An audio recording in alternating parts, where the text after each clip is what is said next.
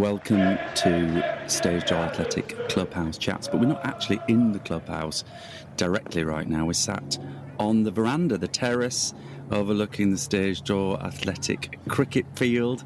And that chant was not for Ken's brother, Jimmy, who has been a stalwart of the SDA second team for quite some years now, hasn't he, Jack? Yeah, he's an all-rounder. He's got a wicked leg spin, though, to be fair to him. Yeah, all-rounder, fast bowler, leg spinner, off-spinner, opening batsman, captain. Captain. Is he skip for the second team? He is for the second team, yeah. Second team. They're doing pretty well this season. They are, despite Ken, let's be honest, too. Despite Ken. Got 8 Couldn't runs. catch a cold. He couldn't catch a cold. 8 runs off 142 balls today. Yeah.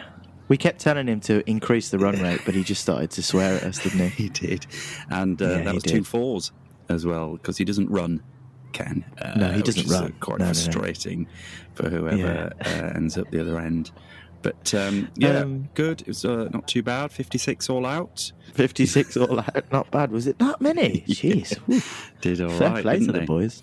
Not too bad, not too bad. Now, speaking of cricket, Jack. Speaking of cricket, it's Robert, time to review what has got to be one of the best Ashes series, well, probably of all time. Of all time, certainly in your adult memory. Of course, yeah. We've talked about 2005 a little bit before, but what a series. But the culmination, what a series. What a series. The culmination of Bazball, the culmination of Australia being one of the best test cricketing teams, joining together in the sunshine of Britain, of England, probably not. We'll talk about the weather, I'm sure. Yeah, but coming together to play some absolutely blistering cricket. I think the whole country's just been blown away by it. It's cricket been compelling, hasn't it? It's back. Yeah. It's back. It's brilliant. It's exciting. I've loved it. Yeah. And surely you have. It's been amazing. I've totally loved it. And as we're going to find out, I mean, that was actually a live recording of Jack and the Holly stand singing to Jimmy Esfand at Edgbaston in the first test, because you were there. You were there. Guilty. I did 3 days at Edgbaston this year for the Ashes. Yeah. I've never been to an Ashes match before. And put it this way, it was it is up there. I mean, we've had conversations about our favourite sporting places to go, places we've been and events we've been to, but in retrospect, this would definitely be up there. Yeah. The first ball, the sun shining down, Zach Crawley slapping it away for a 4. Oh my goodness. Unbelievable. The atmosphere, and the Eric Hollies, it probably is the best atmosphere in English cricket. Apart from the at Western Edgbaston. Terrace there, didn't they? But yeah. Definitely not. Definitely not. If we're going to do... No way. No way. Everyone listening to this is going, Headingley. No. Eric Hollies, Edgbaston, sun beaming down, fancy dress, beers thrown everywhere, beach balls going everywhere, the sledging of the fielders on the boundary. It's just meant to be. And this year it was brilliant. But the recordings that you're about to hear are of the last day at Edgbaston this year, which was quite tough to watch in the end, to be fair. It was. Very tough. Why do we, because that was the first test, why don't we start there? Let's listen to these recordings. It's a bit of a journey. It's funny because you were in Edgbaston, but as we'll find out, I was somewhere else, which will emerge.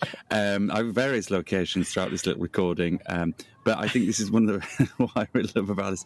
It's this like juxtaposition between our days that day. And I think it says quite a lot about you and I. But you and I, yes. But let's have a little listen and see what we think. Enjoy this. Okay. Broad's first over of the 5th day at the Ashes. It's just been taken for 2. Boland. Can't wait. This is for the podcast, by the way. Here he comes. Go on, Brody. Ooh. Slapped away. Not even a single. It's looking good. Pitch is slow. It's swinging, boys. Come on! Can I just jump in quickly and say that at this point it's let's pause. At this point it's probably what? The first session was off because of the rain. Yes, that's right. We started at around 2-3 o'clock, I want to say, just post lunch possibly. Yeah. So I just want to tell the listeners that I am not drunk. Just straight off the bat, I am not drunk. We bought these tickets, me and one of my best pals, Ant, who had already been, he went to the second day. We knew it was going to go to the 5th. And I said to him in the pub the night before going, I said, look, if we can get a couple of tickets in the Ollies for the last day, it's poised perfectly. It's going to rain in the morning, but if we get the ticket, we'll probably see some cricket and we might see a draw, whatever, fine. But we'll have a few beers. So we get down there and it's about 2 or 3 o'clock and I, in the end, drove to the ground. So for the rest of these recordings, there's no alcohol passing my lips throughout the whole day. I had one, but there's no alcohol passing my lips. Now that puts a very different slant on my first experience of hearing these messages, but that's interesting. So I kind of feel like I don't know if it was the atmosphere. I mean, everyone around me was slaughtered, of course, the last day of the first test. And listening to that back, I'm quite rowdy, aren't I? You are, yeah, already. And already? Yeah. And this is still pre-lunch, right? Is it, or did we lose the whole first I think session? we lost lunch. We lost the whole first session. So they did. The first ball was around 2 or 3 o'clock. Yeah. Again with cricket, I've spoken about this about tennis, where tennis is a little bit, you've got to be quiet and stuff, and the hush and all that kind of stuff. Cricket is very loud, very loud, very loud, very loud, until the ball is released from their hand. Silence from the whole ground, and then. Ooh. Yeah. I know, it's amazing, those sort of collective reactions that you get. There was a lot of them actually in the last test that I'm sure we'll talk about, but some real moments when the ball goes past the bat and the expectation, and what it might lead to, and people knowing, especially we'll get to Broad and all the rest of it, but what it could mean for people, and that sort of collective understanding of a situation, I think is quite nuanced in cricket. Yes. As I've discovered when I sat trying to describe the Ashes series to a Belgian last night, but it couldn't have been less interested. Not interested. Okay, let's play on. So, as Jack enjoys day 5 of the opening of this, what is already totally enthralling, thrilling Ashes series, and I think it might be Jack's 3rd day at the Test match. You can correct me. At least 3 I've seen via the gram. I've been in Barcelona, listening, using up every megabyte of my data allowance, listening to the Ashes sat on beaches. I'm currently in a little square in Barcelona, having had a avocado on toast variation with mushrooms, a bit of raclette cheese on there, and a poached egg. You couldn't think of a more middle class brunch with a flat white, naturally. I want to make 2 observations. Firstly, this is a final day set up for who knows what outcome. Echoes of 2005, similar score to reach, all achievable. Surely a win either way is the outcome. Let's hope it goes right to the end, a nail biter. And the second observation I want to make is how Jack's chanting singing voice, and indeed his first update to the ball, has assumed a slightly pseudo mask voice, not necessarily not drunk either, natural voice. And it's something I've seen before when people chant. We know Jack's a brummie, but when chanting at sporting occasions, people generally adopt a kind of Cockney singing tone, and we heard it there a little bit with Jimmy Anderson, and then there's a slight hint of self-consciousness and extra masculine edge to his voice, as he's surrounded by probably friends and strangers thinking, why is he pretentiously updating us? So I look forward to more of that. Let's stop there. Did anyone else pick that up? Did you hear that? You could hear that, right? I did. Yeah. Why do we all become ensemble members from Chitty Chitty Bang Bang? It's ridiculous. And when I listen to that, because obviously these recordings are coming back and forth whilst I'm at the Ashes, so I'm listening to them, and I was so aggrieved as I listened to it. I was like, "No, I'm not. What you want about, man? I'm saying absolutely fine." And then you kind of listen and you kind of go, "Why is everyone doing this weird pseudo-masculine, like screaming Cockney London voice?" It's very true. It is true, isn't it? Should we hear you getting pseudo-offended? Yes, we can. In reply to that message, the only thing I need to say is, why are you listening to me sing when we're about to win the first test of the Ashes? I'll sing like a Cockney, mate. I don't give a shite. We're going to win, mate. We're going to win. Go on, Jimmy. In he comes. Oh. Nah, it's poor. It's poor. I mean, the weather's cleared up here. Isn't it? I'm singing like a man. It's a little bit, Everybody actually. does that at ground, doesn't it? And I'm not Anyway. drunk. tense here, man. Tense. It's so tense. It is tense. I wasn't even drunk. It's just I was heightened. I was heightened because of the circumstances of the game, and I don't know. I probably was slightly jealous that you were in Barcelona in our square. Who were you sat near? Who were you around? It was just you and your one mate. So yeah, it was just me and Anthony, my best pal. To the front of us were some boys from London. They'd come up on the train. And it was just beer after beer after beer after beer. To the right of us, like a family. And then back left, it was I had an odd experience at the Ashes on the last day. I actually got recognised for being in Dear Evan Hansen at the Ashes. Yeah. So somebody came up to me. We were downstairs and we were getting some food in the concourse. And some guy walked past me and was just like, oh my God. And I was like, hey. I was like, did we go to school or something like that? It was like, are you Jack Loxton from Dear Evan Hansen? I was like, no, not at the Ashes. Surely not. Wow. Surely. And I said, yeah. And he said, oh my God, I love the show. Sam was amazing. You were great. I love the music. Love Greatest Showman, Benj and Justin, all that. Blah, blah, blah, blah. Can we do this quickly? Can we take this picture quickly? Because if my rugby pals see me, I'm going to get beaten the shit out of. Oh, wow. So he asked for a selfie underneath the stands.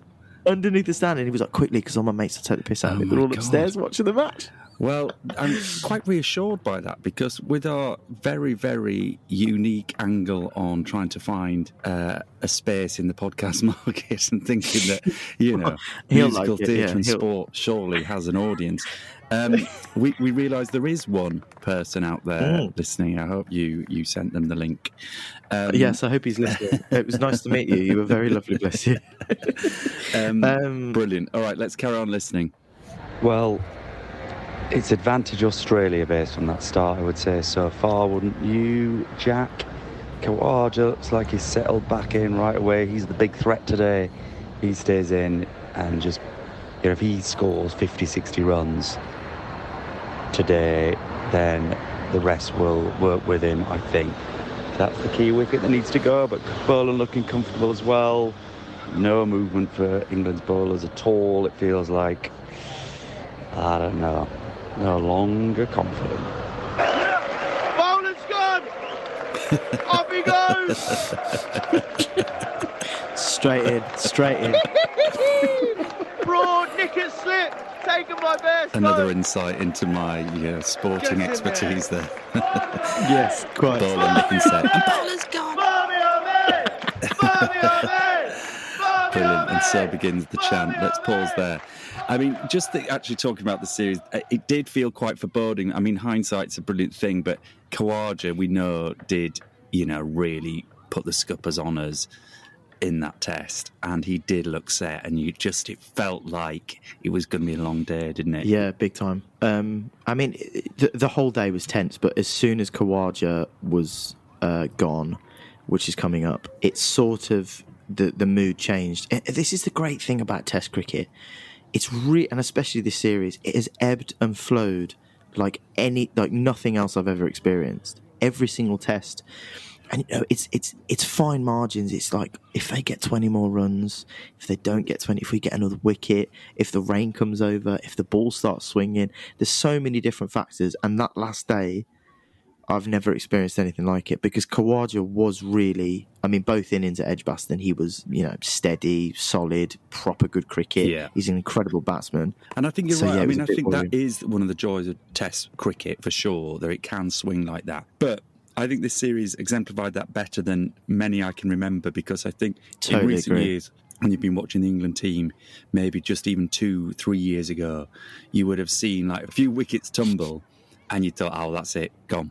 We've got nothing left to come. We don't have that sort of resistance. We don't have that resilience. That's probably it. The game's set in tone, and it did often play like that. But I think both these teams, you look down the order and you're like, well, he could put some on. He could put some. Yeah, he could put some on. Including it's the really Aussies, interesting when you watch it. Because I think they can bat really long, as they proved, and in this test. Totally. I mean, when you watch it on telly as well, like every time a bat comes out for each team, the stats come up. And you look at everybody, even the tail enders' averages, and they're like 30 or 40. Yeah. And 30 or 40 runs is massive in this series. Yeah. And it has been. It's the best series. Shall we carry on this? Where are we up to it? Boland's just gone. That's you singing that, isn't it? That's me, yeah. the atmosphere was so good. Listen to you. Back to Barcelona. Brilliant work. My pessimism turning the tides. Very good. What I have discovered is that my feed is on quite some delay, so please do update me of wickets, as I was a good 3 minutes behind you there. Come on, England.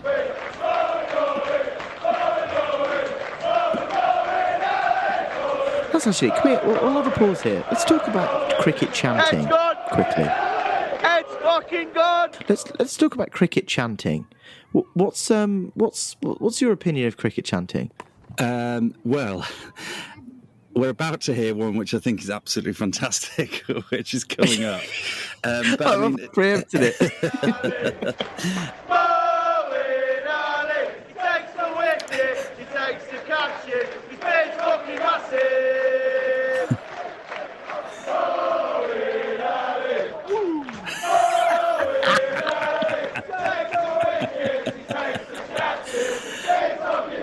That's a perler, isn't it? I mean, it's sort of the most literal chant I've ever heard in my life. It's so funny. And I always think about any chants, whether it's in football stadiums, rugby stadiums, cricket stadiums, wherever.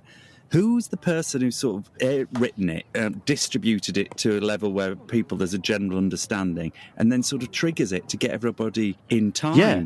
I mean... Yeah. But, when you're in a musical or, you play with a song, everyone needs a camera and a conductor and a stick to make sure... But it's sort of like crowds just find their rhythm, don't they? It just sort of happens, really. And, I like to think about people who do chants, when they make them up. Do they sit at home, like Oscar Wilde used to do, with a little candle and, an inkwell, and think about chants that they can play and sing? Lads, I've come up with a perler. Bowen's beard is a bit massive. What about this? Yeah, and I've thought about some classic tunes that we could set this to, but I'm just thinking we go with standard chant here. Just rhythmical chant, yeah. Standard chant 1, yeah, perfect, yeah. I think I'm in for that. Brilliant. What's the tempo? Yeah, 4/4, yeah, perfect. Great. And 3, 2, 1. It is funny. But I guess, I've never been part of a fanzine or anything, but I think chants do get sort of distributed on those sort of channels, don't they? Fanzines, chat rooms, hymn sheets. They're hymn sheets, right? Yeah, exactly. There's a great Brendan Harrison one, Leeds chant, which was to Estelle's American Boy, which is very good. Class. Let's pick this up. Sorry if the bubbles are a little distracting. That's the jacuzzi I'm setting on the roof top pool. Well, knowing Ali, his massive beard. Chant. Well, as the tide turned, head out, the aggressive, quick scorer ahead. So maybe that will be the crucial wicket of the day. Let's see. It is unbelievably tense here as the crowd go again in the Ollies, but I don't know, man. We need to get Khawaja big time quickly. He's 48 runs off 140 balls, but yeah, he gets to end a play in the second session, and he's just going to go fucking mental. But I don't know, man. It's tense. A couple more wickets and I'm happy, but I don't know, man. My vocabulary is, just pause there, my vocabulary is not very good. I've said it's tense about 40,000 times. But I'm a professional actor. I should have more words in my arsenal. Maybe it was just tense, Jack. Maybe it was tense, yeah. It's a dominating emotion for you there. But I think it's that clip was, there was a sense that it was starting to turn. Yes, I was very tense in the jacuzzi on the rooftop at a hotel. The rooftop jacuzzi. Comment down below, actually, when this episode comes out, would you have rather been at the final day at the Ashes at Edgbaston in the party atmosphere of the Eric Ollie stand, or sitting in Barcelona with your trotters up in a jacuzzi? I think this is going to split the vote. Yeah. It will split the vote. Be interesting. I know. It was hard. Test match special on in my ears. As we're about to find out, you pretty much guarantee I was the only one doing that, as we'll discover the environment where that pool was in a minute. Shall we carry on? Yes, let's. It's tea. I'm eating fish and chips. It's tense. I said it again. This could go anywhere, but I'm feeling slightly less optimistic now. Khawaja is boring as sin, but he's sticking around, and I think it's not going to rain, I don't think. So we'll finish the game off today, but But having said that, they've got to go for it now, haven't they? They've got to go for it, and if they've got to go for it, we might be able to start taking wickets. But this wicket is not moving enough. It's not swinging enough. And Moeen's finger, I don't know. I'll come back to you in 2 hours, either with a pint of whiskey celebrating or a cup of tap water because I'll be crying on the way home. Come on, England. Yeah, I'm in two minds about this one. It feels like, in one sense, it could be really thrilling. England come out after tea. Maybe Stokes just puts in 2 or 3 overs. Maybe Broad goes mad for a couple of overs and turns the game. Or it could just really fizzle out with Khawaja just knocking them off bit by bit, bit by bit. No more wickets to the end of the day. And I don't know. I've got a feeling it could be the latter. But then I am a pessimist. I hope to hear from you, Jack, with whiskey in hand. We're about to hear in a second something that I think just really epitomises your mood change from those that first ball, Broad steaming in, the optimism, the hope of the day, and that feeling at tea. Let's have a little listen. Here we go. Come on! Come on, England. Come on! Come on, England. Come on! Come on, England. Let's pause there. You can hear the difference between the two there. That's very clear, isn't it? Oh my God. And it was true. It really was.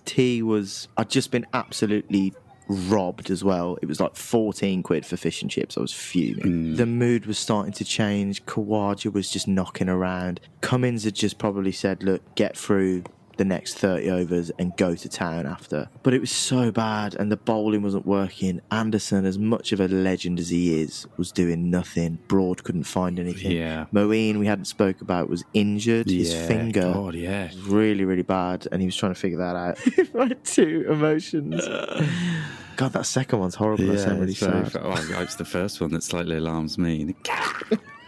I'm sober as well, sober. So you keep saying, I think you might be protesting too much. Should we play through to the end? Let's see how it winds up. We know how it wound up, but we might as well hear.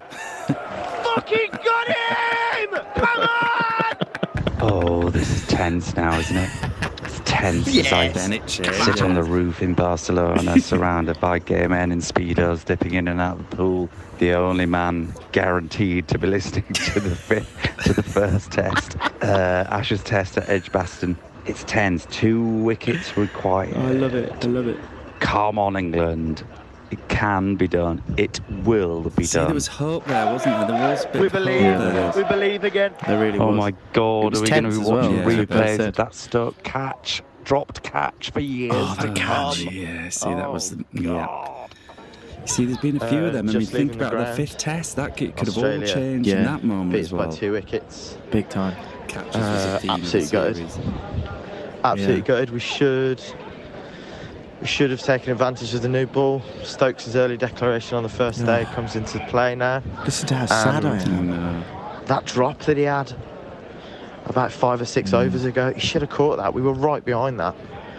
I reckon he should catch that. But anyway, Australia are an unbelievable batting side, so. But as a pal of mine just said, if that's going to be the rest of the series, we're in for a fucking treat. Yeah, sort of fucking treat. And it's going to be bad for our blood pressure. But anyway, and it was fucking unbelievable test. Edgbaston is by far the best atmosphere in cricket. Eric Hollis was bouncing all the way through. So we go again. Well, that's it. And I think on balance of play, I think that's a fair result. I don't know what you think, Jack, but Pat Cummins, I think, deserves all the cred there. He showed leadership to steer that out. And they set about things today with a really good strategy, which was like just frustrate England, Khawaja, do your thing. I hate to say it, I think they deserved it. I think they neutralised Bazball. I think they neutralised England. We didn't have an answer. And I think that's kudos to Cummins. 1-0 Australia. Let's go, Lords. Up the England. Up the stage door Athletic. Blackwell's out. I think that really pretty much sums it up. Luckles out. Oh, he's a good reporter. I like him. Good. He's good. Yes. Well, I mean, look, this is not sport punditry. This is our podcast, so we don't need to wrap up the rest of the series. People know how it played out. What were the sort of highs of the series for you? What are the things that are going to live long in the memory, do you think, for you? I put something on my story the other day from the Barmy Army, and this list is absolutely perfect. All right, give us it. The Crawley first ball 4, incredible. What a start. What a start. The whole crowd went mental. The first declaration, we were all... Have you seen Phil Tuffers going, are they walking off? They're walking off in commentary. No idea. I love those the clips. Edgbaston finale. The finale was fantastic. Obviously, it didn't go our way. Yeah. The Johnny Bairstow Carey incident. We haven't discussed that. Yeah. Is that cricket? Is that cricket, Rob? Well, it was. I mean, I don't think that's cricket. That's what it was. I don't think that's cricket. Yes, it was the spirit of the game. Definitely not. I don't know. I think when the heat of the moment disappeared after that, and you look at it, it was all pretty much one gesture. It was one thing through. I thought what was interesting about it is how it affected Cummins for the rest of the season. I agree. Series, because I don't feel he was quite the same again. And he strikes me as a very nice man, Cummins, even though he's still got the Aussie hard-nosed, win at all odds mentality. I think it did knock him back a little bit after that. But careful, Rob. Careful. Beat the Aussies at all costs. Yeah. Beat the Aussies at all costs. Has to be done.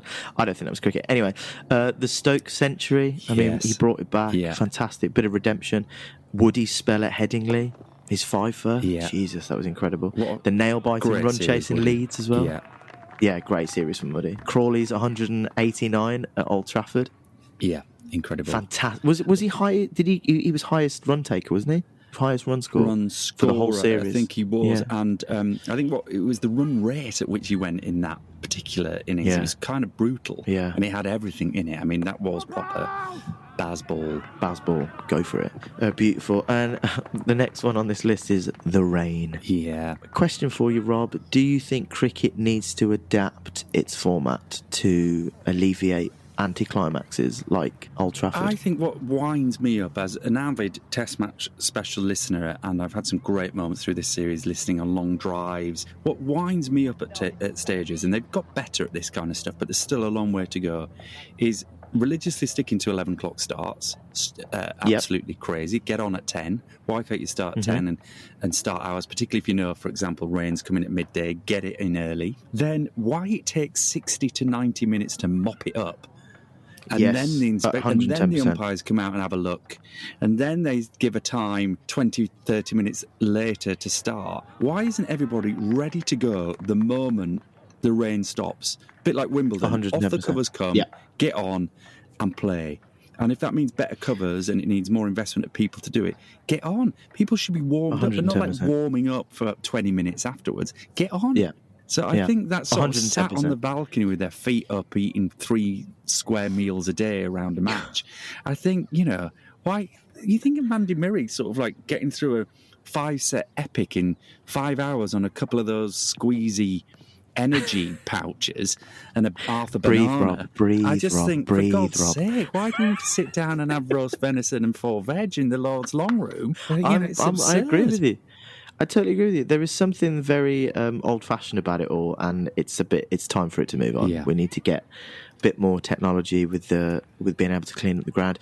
I mean, the speed in which they do it. I mean, I watched it at Edgbaston, and it took absolutely hours. And by that time, there's more rain coming. Yeah. It's ridiculous. Another thing, why don't you just keep playing? Keep playing until it's done. Yeah. Keep playing. Maybe have maybe have 2 or 3 reserve days after the last day, in inverted commas, and have a couple of reserve days just to finish the overs off. Yeah. Because it's not fair. I mean, Old Trafford was a really good example of it, because if we win that, you don't know what's going to happen. Yeah. A couple of thoughts I want to get your take on. I thought it was really fascinating about listening to interviews with Ben Stokes through the series, and he talked about this idea of winning not being the thing, and about the style and about the legacy that's created, about the response it's creating amongst the fans and the excitement and the re-engagement with Test cricket. And I found that really fascinating, because it made me start thinking from a sort of director's point of view about when you direct a show. And obviously the sort of nearest to a results culture in theatre, I guess, is the reviews, right? Which the producers and the money people want 5-star reviews. They want to be able to sell the tickets. They want to be able to publicise it. And of course, everybody involved wants that if it feels genuine. But seriously, when I'm directing something, I always think, for me, it is about the process? Is everybody enjoying it? Is the audience, are they going away different and better for having had the experience of watching that play, being provoked, being entertained, being engaged? Something really tangible that's going to have, well, not tangible, something, I guess, a bit more visceral, actually, about the emotional relationship to what they've seen. And that it has a legacy that in their thoughts, maybe in their politics, maybe in their warmth and pleasure and engagement, if it's just been, unabided joy and entertainment. And so I think there is something about that. And I always think I'd much rather have a load of 5-star reviews and 1-star reviews, or indeed 1-star reviews, than a kind of meh, yeah, it was fine, 3 stars along the way. But we don't hear that in sport, do we? Not really. Very rare. It's very rare. The only other example I can give is bias-wise, because I'm a West Brom fan. Tony Pulis kept us in the Premier League for 3 years, and which is a success. And we didn't get relegated. Probably a couple of top 10 finishes. That's probably where Albion should be at that point. Yeah. But the football was so bad. He was playing for about 16,000 people at the Hawthorns. Yeah. Nobody went. The style was awful. Nobody was buying tickets. But essentially, we were winning, in inverted commas, being a mid-table Premier League club. And the fans essentially got him out of the club because his style wasn't entertaining or anything like that. So, is sport a results-based business? Yes.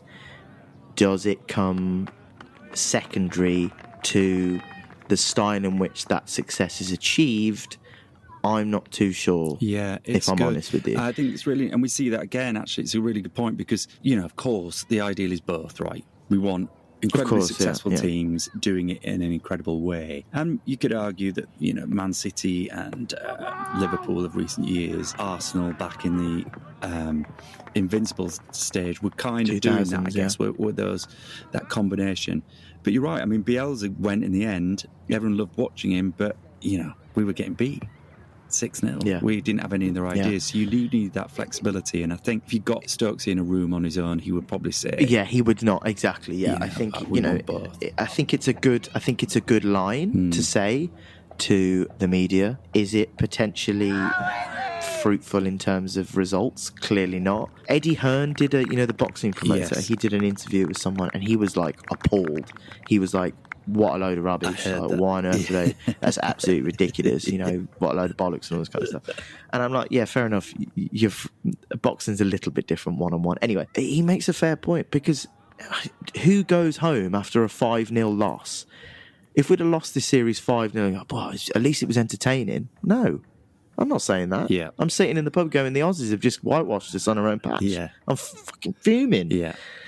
So it is a balance between the two. I think, has that balance been reached this year? Probably. It has been incredibly entertaining, and we drew it. Fair enough, they retained it, but we didn't get a drub in. It was very entertaining. But if he was to come out again in his next captain the next series and say, well, it was entertaining to watch, but we lost, I'd be a little bit peeved off. Yeah. It's time to move on from that now and become a little bit better. But for the acting analogy, the directorial analogy, it does make sense. I'm not there to perform for critics, but it's not really results-based business for a director and an actor. It is for the producers, but maybe not so much as for us. Level, isn't it? To some degree. I don't know. For jobs, maybe directors, I don't know. But for me, certainly as an actor, once the door's finished, once I've finished the job, it's finished, and I kind of move on to the next thing. Unless I was to do like I'm a celebrity and be horrible on it, that would ruin my career. Yeah. But I get that. Yeah, I don't know, but it's interesting. It is interesting. Final thing, because I can see everyone's in the bar started to get on it in the stage door. Yeah, the sun's gone down now. It's getting a little rowdy in there, I would say. Who do you think have been the sort of theatrical stock characters of the series? Who's been the hero? Who's been the villain? Who's been Stuart Broad, as per usual. I mean, obviously the hero, his retirement came out of nowhere, absolutely brilliant. But my favourite moment of the Ashes is him turning the bails over, not once, but twice. What a legend. What a legend. Mind games. I love that thing about cricket. I love that. I've recently just joined a cricket club, and I had my first game on Saturday. And the sledging, the banter, the mind games, even at village level, talking about, on the stage of the Oval in your last game, picking up the bails, turning them round, and then taking the next wicket. Yes. He's a genius. Okay, he will be good. sorely missed. I think you're right, and hitting a 6 on your last ball. I mean, that's amazing. And it's been really interesting listening to all the sort of tributes paid to Broad. But people talk all the time, don't they, about if you'd written the script yourself. It's amazing because that analogy always comes into sport, and I think there was an interesting bit of writing going on at the end with the bails, the 6, and the script writers exactly. The script writers upstairs absolutely nailed it. Who's been the villain then? People sort of, I guess, talked about the pantomime villain. I guess being around the stumping, I suppose. Yeah, I think it's the way in which Cummins spoke about it in his interviews afterwards. It was very much. No, of course not. No, of course not. Don't be a dick. There's a conversation to be had about this because clearly it's not cricket, it's not gentlemanly, it's not sportsmanship. There's a conversation to be had there. And he said, no, I didn't see anything wrong with it, mate. Yeah. I'm like, it was vile. I really don't like him. Really? Maybe it's because he's captain in Australia. But obviously Alex Carey became the sort of pantomime villain, didn't he? Warner is always booed in that sense. But he didn't quite play up to the part this year, did he? He was sort of, I don't know, he was a reluctant villain this year. It didn't seem like he wanted to get involved in any of the hard booing. I don't think he had a very good series, if I'm honest with you. The Broad-Warner enemy saga, as it's come to an end, Warner was saying some very beautiful things about Broad, and Broad was saying some beautiful things about Warner, to be fair. So, that respect, I think, took over the villainship, as it were, from Warner. And he didn't really have a good series. We weren't really bothered by him. And Broad kept him quiet for the series, really. Yeah. So, final theatrical role, the cameo, the sort of like just smaller part that someone comes in, plays, has a big impact, and then gets in the dressing room and gets on the wine a little bit early. Who was the best cameo performance? Todd Murphy's glasses. They were really nice. Really, really smart. He looked great. He looked really, really smart. I love the glasses. And he played well yesterday of time recording. Yeah. He had us pooing ourselves a little bit at some point. I don't know. Moeen Ali's been absolutely fantastic, hasn't he, really? I guess Crawley's 168 or 178 or whatever it was. 186, it was a nice cameo performance. Yeah. Stokes at Headingley again really turned things around, didn't he? Being a Warwickshire fan as well, it's nice to see that the Brummies helped us all out with Moeen Ali and Chris Wokes. Yeah. So, flying the flags with blue. I think he was the dependable friend character throughout the series. Good shout. Really helped guide us through the one. Not especially dynamic, but you need them. You need them to hold it all together. Steady Eddie. Yeah. All right then. Well. What a series! What a series! Yeah. We're not going to see that again for a long time. We're not, because it was entertaining. It was incredible. I mean, we didn't really get. If only it hadn't have rained. Yes, I know, and we didn't get a chance to talk about this. But I'm keeping this under my hat for a little bit. But there's been a bit of controversy about the venues for 2027. There's going to be no Northern venues, no Old Trafford, no Headingley. No. So it's rumoured to be. Well, they've announced. It's Lords, the Oval, Trent Bridge, the Ageas Bowl, and Edgbaston. But there is talk of a 6th test. Go on. Here. No. At Stage Show Athletic. There's talk of adding on a 6th test here. We need to start rolling the crease, mate. Yeah. I'll see you in a minute. Yes. Get out there. Get the heavy roller on. I'm going. Ken, get the crease. Get the roller. Ken, get the roller. I'll speak to you later, lads. See you later.